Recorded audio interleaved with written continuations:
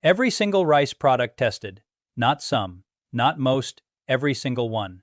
That is what Consumer Reports found in their 2026 investigation, the most comprehensive testing of rice products ever conducted in the United States. 52 different rice products. 52 for 52. Every single one contained detectable levels of inorganic arsenic, a heavy metal classified by the World Health Organization as a Group 1 human carcinogen.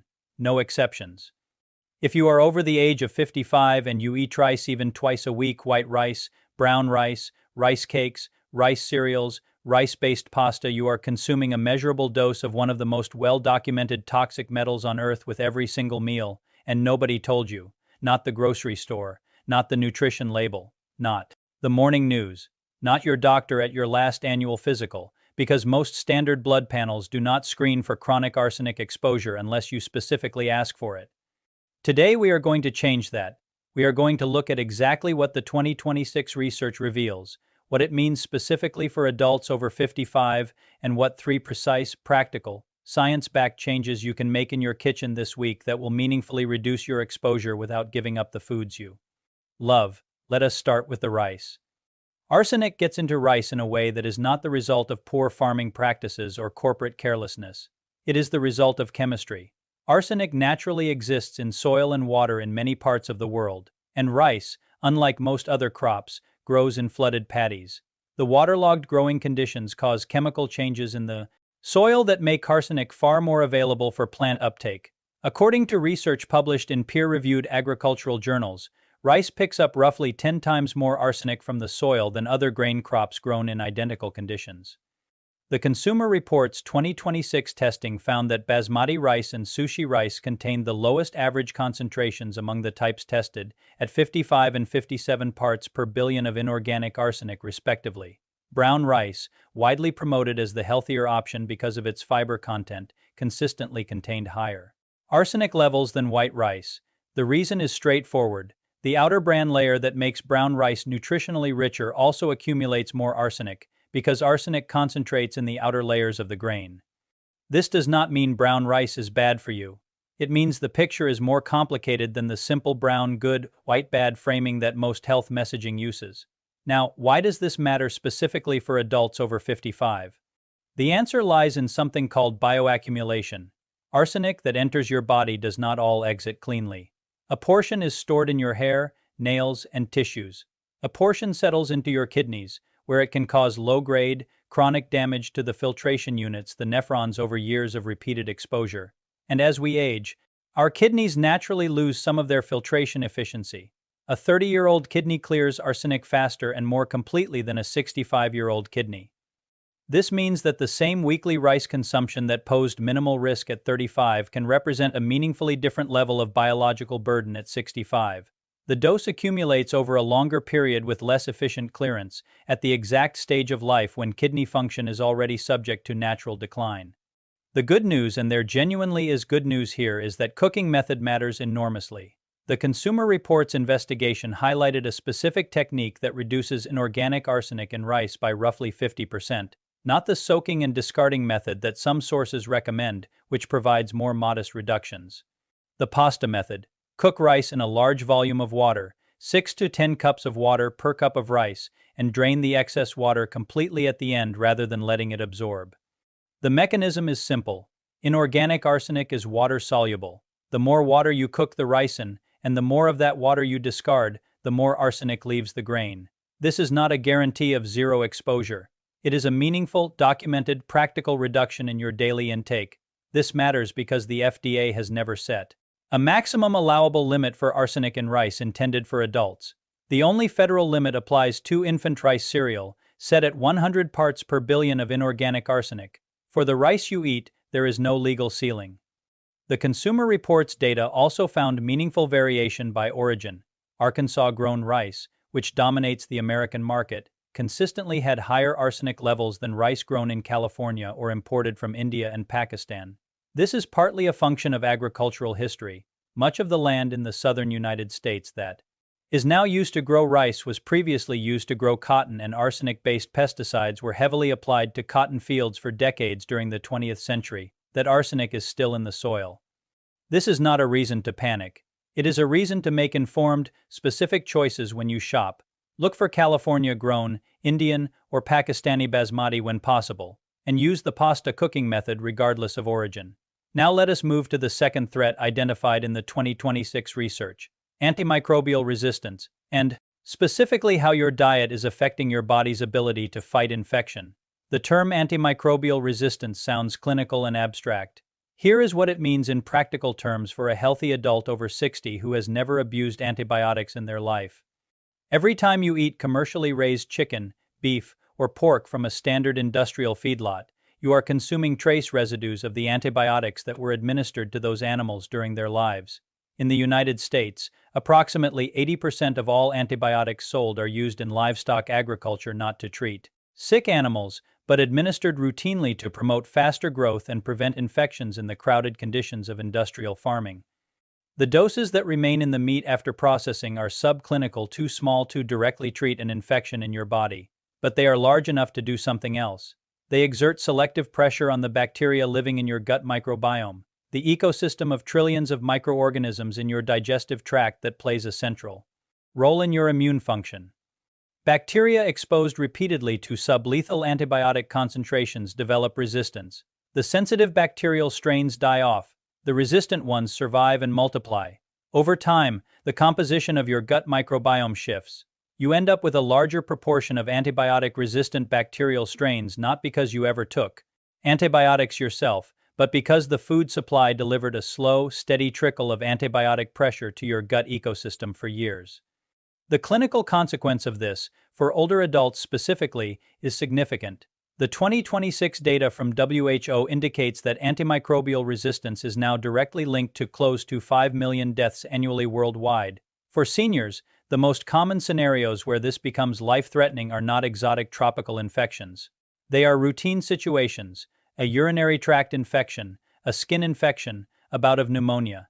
Infections that would have cleared in a week with a standard antibiotic course a generation ago are now requiring second and third line antibiotics, longer hospital stays, and in some cases are not responding to treatment at all.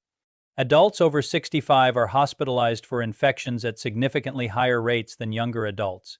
They are also more likely to be carriers of drug-resistant organisms acquired in healthcare settings during those hospitalizations. This is not a rare or edge case risk. It is a mainstream clinical reality that is becoming more common.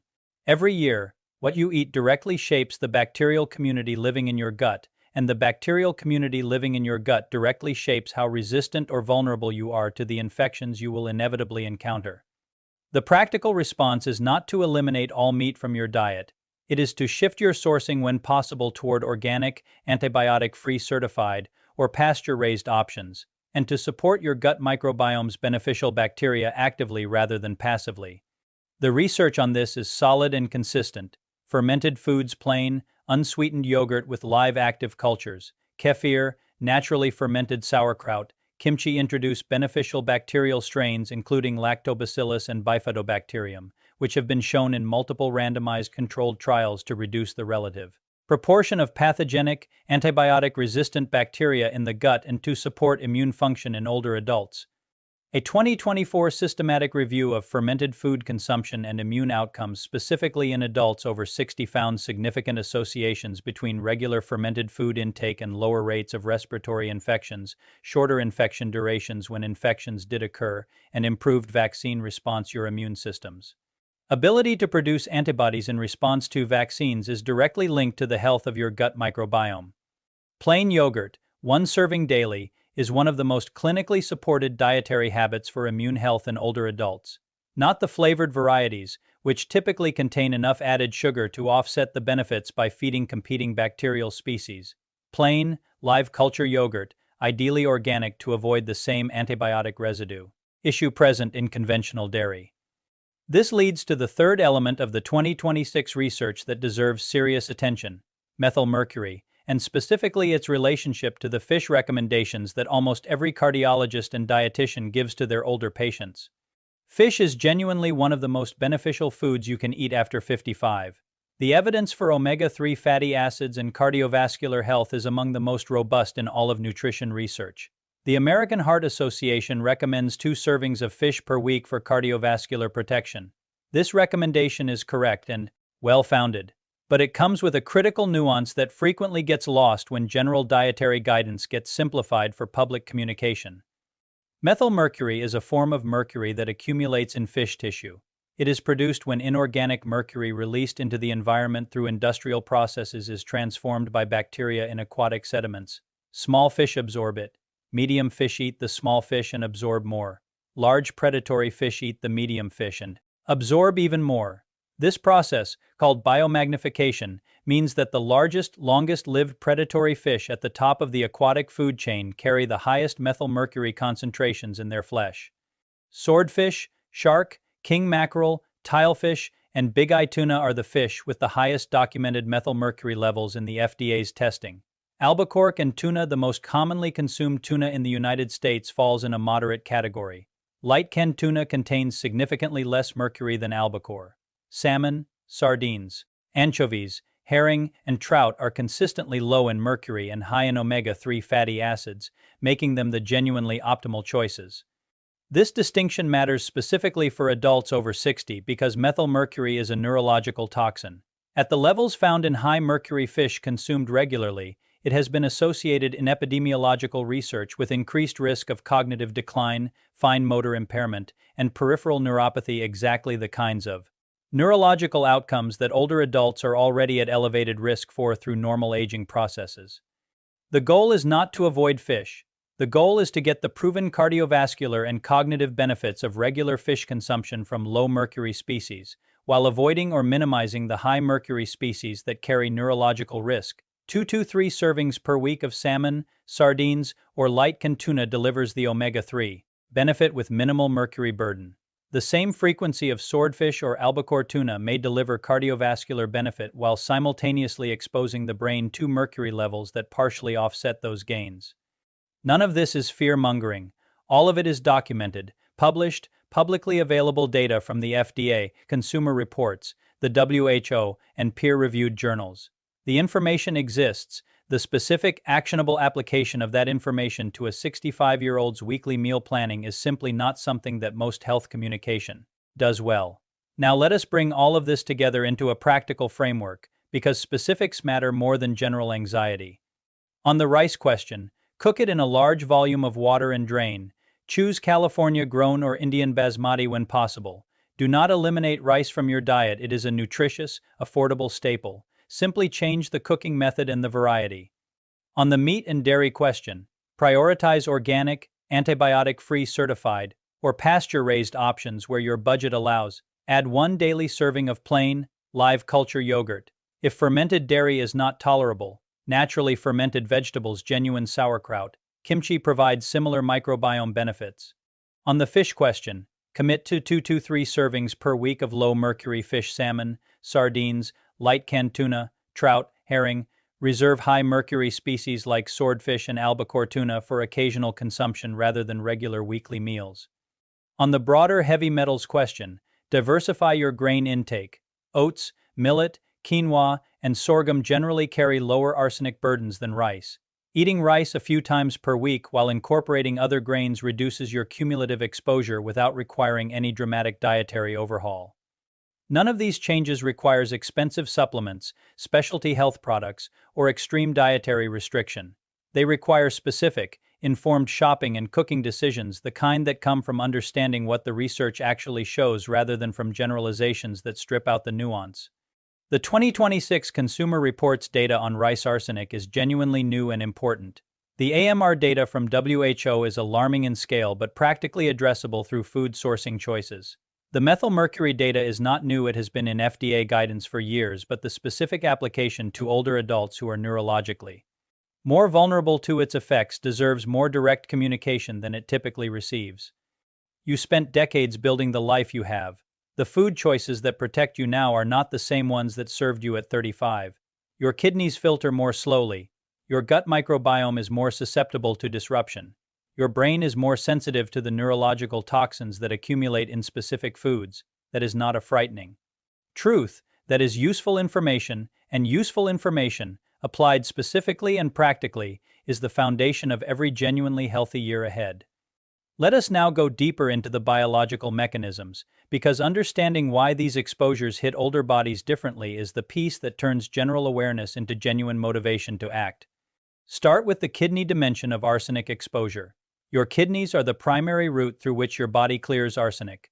The kidneys filter your blood continuously, and water-soluble arsenic compounds are excreted in urine. In a young, healthy kidney operating at full capacity, this clearance is reasonably efficient, but kidney function naturally declines with age. The estimated glomerular filtration rate, which measures how well your kidneys filter waste, typically declines by roughly 1 milliliter per minute per year after age 40. By age 65, average kidney function has declined by approximately 20–25% compared to peak young adult function, even in people without any diagnosed kidney disease. This decline has a direct consequence for arsenic clearance. Lower filtration rate means slower clearance, which means any given dose of arsenic stays in your body longer, and it means that the same weekly arsenic intake that clears efficiently at 35 creates a higher sustained blood level at 65.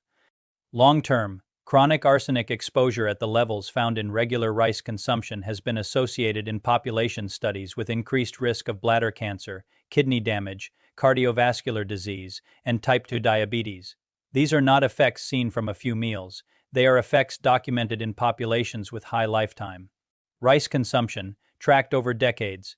The absolute risk from typical Western-level rice consumption is meaningfully lower than in populations where rice is the primary caloric staple eaten multiple times daily.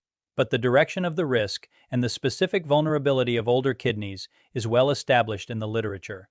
The pasta cooking method matters precisely because it intercepts the arsenic before it enters your body, rather than requiring your kidneys to clear it after the fact. For a 65-year-old kidney already operating below its peak capacity, that interception at the source is the right strategy. Now let us look more carefully at the gut microbiome changes that happen with age and why this makes the antibiotic resistance picture particularly serious for older adults. The composition of the gut microbiome changes significantly over a lifetime. Research published in journals including Nature Aging and Cell Host and Microbe has documented that the microbiome of healthy older adults differs substantially from that of younger adults. The diversity of microbial species tends to decline. The relative abundance of certain beneficial species, including specific bifidobacterium strains, decreases. Pro-inflammatory bacterial species tend to become relatively more abundant. This age-related shift, sometimes called microbial aging or gut microbiome senescence, has been linked to what gerontologists call inflammaging, a low-grade, chronic, systemic inflammatory state that is increasingly recognized as a driver of multiple age-related conditions including cardiovascular disease, metabolic disorders, cognitive decline, and compromised immune function. When subclinical antibiotic residues in food further disrupt an already aging microbiome, the compounding effect is meaningful. The beneficial species that were already less abundant get further suppressed. The pro-inflammatory and antibiotic-resistant species that were already more prevalent get further amplified. The result is not a dramatic, immediately obvious health crisis. It is a gradual worsening of the underlying inflammatory state that accelerates the health trajectory of aging. This is why the practical response, regular fermented food consumption, matters beyond its direct effect on infection resistance. The research on fermented foods and inflammaging specifically in older adults is newer but increasingly compelling. A 2021 Stanford study published in Cell found that high fermented food intake over 10 weeks significantly increased microbiome diversity and decreased markers of systemic inflammation, including several cytokines directly associated with age-related inflammatory disease. The mechanism is multi-layered. Fermented foods introduce live beneficial bacteria.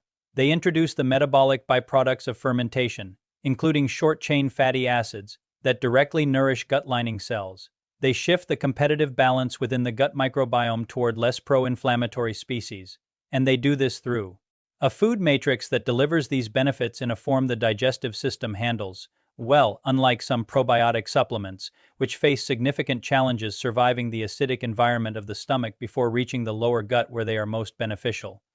One serving of plain yogurt with live cultures, daily, consistently, is one of the simplest, most accessible, best supported dietary habits available for immune and inflammatory health in older adults. The research on this is not perfect. Nutrition research rarely is, but the direction and consistency of the evidence across multiple Study designs and populations is clear enough to act on. Let us go deeper on the methylmercury story as well, because the neurological dimension is more specific and more concerning than it is usually presented. Methylmercury crosses the blood-brain barrier. This is the critical fact that makes it neurologically dangerous in a way that many other environmental toxins are not. Most toxins in the body are processed by the liver and excreted without directly accessing brain tissue. Methylmercury, because it is fat-soluble and chemically similar, enough to certain amino acids to be actively transported across the blood-brain barrier by the body's own transport systems, reaches brain tissue directly. In the brain, methylmercury binds preferentially two cells in the cerebellum, the region responsible for coordination and fine motor control, and two cells in the visual cortex. It also affects the neurons involved in memory consolidation. At high acute doses, the neurological damage is obvious and dramatic. At the chronic, low level doses associated with regular consumption of high-mercury fish, the effects are subtler, measurable in population studies as slightly accelerated cognitive aging, modest increases in fine motor tremor, and associations with peripheral neuropathy. For an adult in their 30s with a healthy brain operating at full capacity, these subtle effects may not be clinically significant. For an adult in their 60s or 70s who is already navigating the natural cognitive changes associated with aging, any additional neurological burden matters more. The same incremental mercury exposure that is essentially irrelevant at 35 may meaningfully accelerate existing neurological aging at 65. The FDA's dietary guidance on mercury in fish has existed for years and is sound. The problem is that it is primarily communicated as a warning for pregnant women and young children, not as an ongoing, lifetime dietary consideration for older adults. The neurological vulnerability of aging brains to methylmercury is not prominent in standard dietary guidance, even though the mechanism is well understood and the population at risk is enormous. The practical upshot is simple and does not require giving up the cardiovascular benefits of regular fish consumption. Salmon is consistently low in mercury and high in omega-3s. Sardines and anchovies are among the lowest mercury options available and are among the highest in omega-3 content. Light canned tuna, while not mercury-free, is significantly lower than albacore. These are the fish that deliver the benefit without the neurological cost. Now, one broader principle ties all of this together, and it is worth stating directly before we close. The health advice most of us grew up with was calibrated for a younger body, living in a less contaminated food environment, with less scientific understanding of how age changes the way the body handles environmental exposures. The rice arsenic data has been building for over a decade, but the 2026 Consumer Reports investigation is the most thorough and current. The AMR data has been accumulating for years, but its relevance to the average consumer's daily food choices is rarely communicated clearly. The methylmercury guidance has existed for decades, but is rarely applied specifically to the neurological vulnerability of older adults. None of this requires you to fear your food or to undertake dramatic, unsustainable changes to your diet. It requires specific, informed updates to the practical choices you make in your kitchen. Cook rice in a large volume of water and drain it completely. Choose lower arsenic varieties when you shop. Add a daily serving of plain live culture yogurt. Source your meat and dairy from antibiotic-free producers when your budget allows. Eat salmon and sardines more than swordfish and albacore. These are small, specific, actionable decisions that stack. The body's capacity to respond to better inputs does not disappear with age. Your gut microbiome can shift toward a healthier composition within weeks of consistent dietary changes. Your kidneys, while they cannot reverse years of aging, can be spared additional unnecessary burden from preventable toxic exposure. Your brain, while it cannot undo mercury exposure from past decades of high mercury fish consumption, can stop accumulating additional mercury today. Every decade of life deserves the best available information about what actually serves the biology of that specific decade. This is what the 2026 research is telling us about the decade after 55, and now you know it. A final word on why this kind of information matters beyond the individual. The diseases most associated with chronic environmental toxin exposure, cardiovascular disease, cognitive decline, kidney disease, cancer are also the diseases most responsible for the loss of independence in older adults. The fear of losing independence, of needing care, of becoming a burden, is one of the most consistent concerns, expressed by adults in their 60s and 70s across every survey and focus group that has ever been done on aging. The research on arsenic, on antimicrobial resistance, and on methylmercury does not exist in an abstract clinical space separate from that fear. It is directly relevant to it. Chronic arsenic exposure accelerates the kidney decline that leads to dialysis dependence. A gut microbiome compromised by years of antibiotic residues in food makes routine infections harder to treat and more likely to lead to hospitalization. Cumulative mercury exposure in the brain contributes to exactly the cognitive trajectory most older adults most fear. These are not certainties. Individual outcomes depend on genetics, on overall health, on dozens of factors outside any single dietary choice. But the direction of the evidence is consistent and clear, and the practical changes required to meaningfully reduce these specific exposures are minor, affordable, and sustainable. You do not need to be afraid of your kitchen. You need to be informed about it. The 2026 Consumer Reports found arsenic in every rice product tested. That finding is not a disaster. It is data that points clearly towards specific, practical cooking and sourcing adjustments that reduce exposure significantly. The WHO's 2026 AMR projections are alarming in scale. That alarm is not a reason to stop eating protein. It is a reason to pay attention to where your protein comes from and to actively support the gut microbiome that your immune system depends on. The FDA's guidance on methylmercury in fish has been available for years.